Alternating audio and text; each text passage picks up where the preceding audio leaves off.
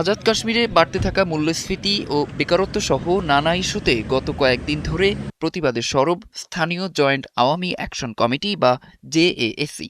এর মাঝেই সংগঠনকে নিষিদ্ধ ঘোষণা করে স্থানীয় সরকার। এরপরই নতুন রূপ নেয় বিক্ষোভ।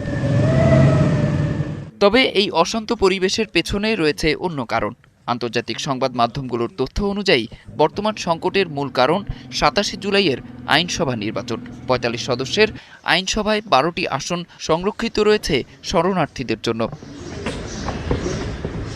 জেএএসির দাবি, এসব আসনে শুধু আজাদ কাশ্মীরের স্থায়ী বাসিন্দারাই প্রতিদ্বন্দ্বিতা করতে পারবেন। অন্য শহরের বাসিন্দাদের জন্য সংরক্ষিত আসন ব্যবস্থা বাতিল করতে হবে। তবে স্থানীয় সুপ্রিম কোর্ট সাম্প্রতিক রায় বলছে এগুলো বাতিল করা সহজ হবে না, কারণ এটি করতে হলে সংবিধানই সংশোধন করতে হবে। বিশ্লেষকদের মতে সংরক্ষিত আসন ইস্যু কেবল সাম্প্রতিক উত্তেজনার একটি অংশ। এর পেছনে রয়েছে দীর্ঘদিনের রাজনৈতিক বঞ্চনা, স্থানীয় প্রতিনিধিত্ব, সম্পদ বন্টন এবং স্বায়ত্তশাসন নিয়ে অসন্তোষ। ২০২৩ সালে বিদ্যুতের উচ্চ বিল ও ভর্তুকি কমানোর প্রতিবাদ থেকে শুরু হয় আন্দোলন। পরে সংরক্ষিত আসন বাতিল ও দুর্নীতির তদন্ত সহ ৩৮ দফা দাবি তোলে জেএএসি।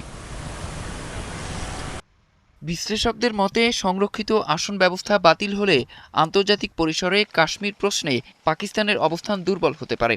আর সে কারণেই বিষয়টি শুধু স্থানীয় রাজনীতির নয়, বৃহত্তর কাশ্মীর ইস্যুর সঙ্গেও জড়িত রয়েছে। অরিসুল ইসলাম, ৭১।